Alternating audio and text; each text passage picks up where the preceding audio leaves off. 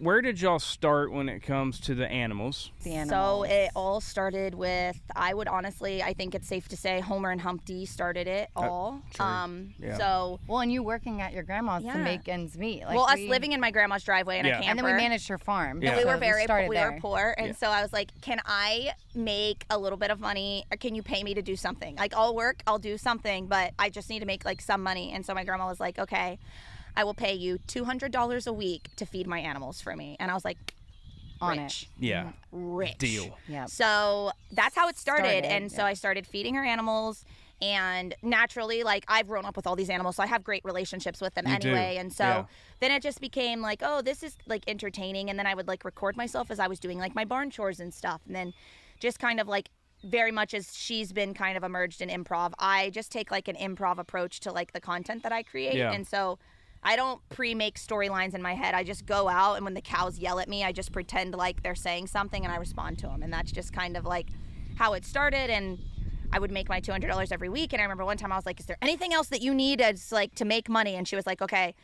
She was like, you can wash my windows. And me and Christian were out there in our bathing suits, like scrubbing her windows. Just made a couple $100. Anything. Like, nice. She was working at a nursery up the street, making $14 an hour and working her butt off. She would come home drenched in sweat. Like, you know, just we getting worked. after it. Yeah, just and absolutely contracting. getting I like after the painting and building. I like woodworking, so I did. Yeah, I did. But that she was one. holding down the fort and making like a couple, like money, a little money, and I was making like $200 a week feeding my grandma's animals, and that's really genuinely how it started. And so we started. I was filming. I had Homer, which was my very first Highland that I bought, and I bought him myself. Saved up my money, bought him.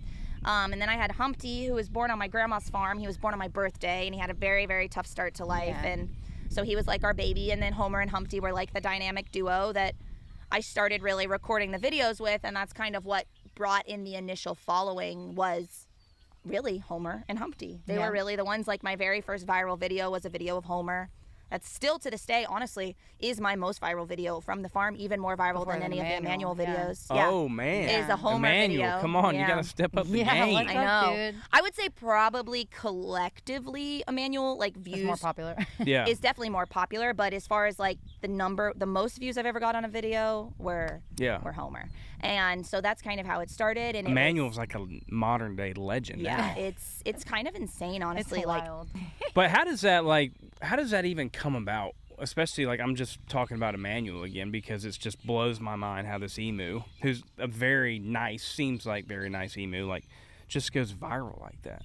it was the craziest story. So I actually was really in on my cow stuff. Like, the cattle is really what I was like wanting to go and be successful online. And so I was making a video in my grandma's pasture, and this is just what I would do. I would just make videos all day long while Christian was at work, just trying to find something that like people really like gravitated towards.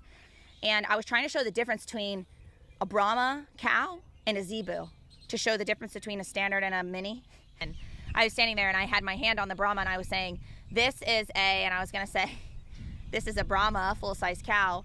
And at the same exact time, with my camera propped up, Emmanuel came into the shot because he's attracted to things that like shine or anything like that, or seeing himself on camera. He loves that. And so I love that. all at once I say, this is and I say, Emmanuel, don't do it, because he's coming right in. Like, I didn't even think that, like, I was literally telling him not to do it. Like, I never thought that like the quote, Emmanuel, don't do it, would become like so famous, or like, you know, that people would be quoting it. And I just was trying to get him to not interrupt my video. And I'm like standing there like, what the heck? And he's just like sitting there looking at him. So then I'm kind of like giggling because it's kind of funny. But I'm still annoyed that he interrupted my video.